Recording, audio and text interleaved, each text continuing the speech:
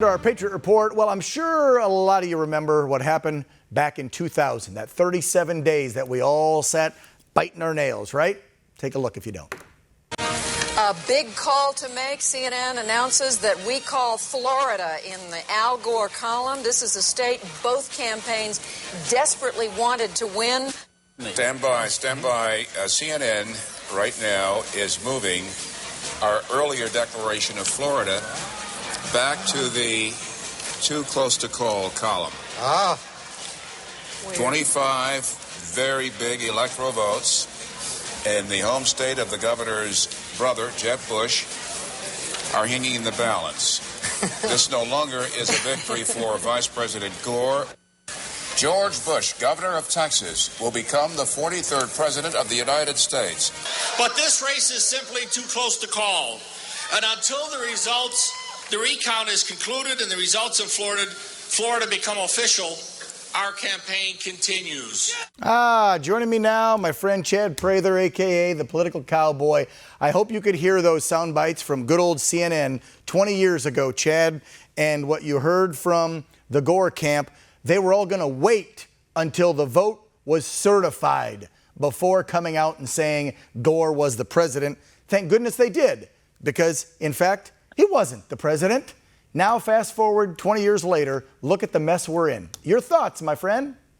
Well, funny how history seems to repeat itself, doesn't it?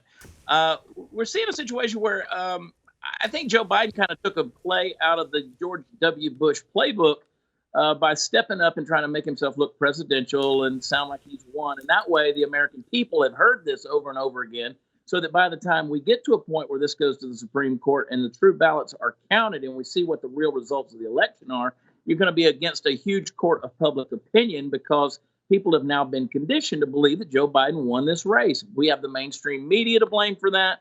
And you gotta give it to the Biden campaign for getting him out there in front of people to do this, to make him look like he's the winner.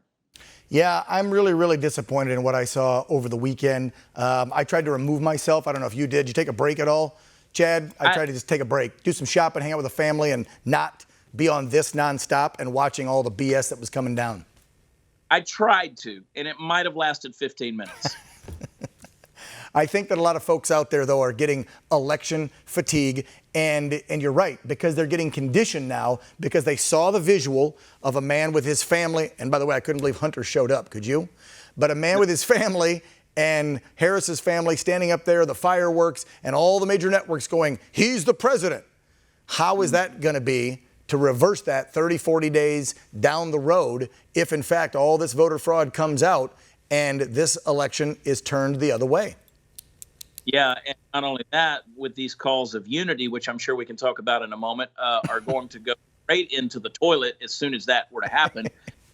Now you will see violence and riots and looting and everything else, cities burning down, because the party of tolerance doesn't want that. This is not about equality. This is about control, and this is them establishing their control, and that's what they're doing. It's like a dog establishing, this is my fire hydrant, and that's exactly what's going on.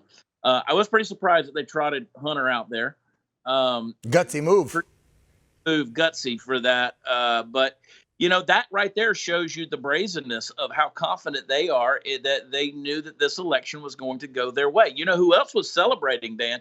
And that was the nation of China. The government of China was celebrating. Well, Xi Jinping's stock went way up with the so-called election of Joseph Biden. Because let me tell you, he's on the Chinese payroll, man, and we have that stuff. There's so much evidence that's there. This is the first time we could possibly have a foreign asset sitting in the Oval Office, quite literally. Well, don't forget, Nancy and the Dems enacted a commission to possibly look into the 25th Amendment. And when she did it a few weeks back, she said, well, not just so much for this president, when President Trump had come down with COVID, but for presidents to come, she said, and then kind of chuckled. Wonder what she could have meant, Chad. What could she have been talking about? I don't know. A corrupt potential president, I'm not going to call him the president-elect, a potential president who there's proof out there that proves he has connections to China, who also can't put a sentence together without a teleprompter. So you either enact the 25th a few weeks or months down the road, if, God forbid, he wins, and say, mentally incapacitated, or he's on the take with China, or use both and remove him. And you have a president, Harris. Yeah, who is an extreme left, extreme socialist, an extreme progressive, who had no support in the Democratic primaries. No one wanted her.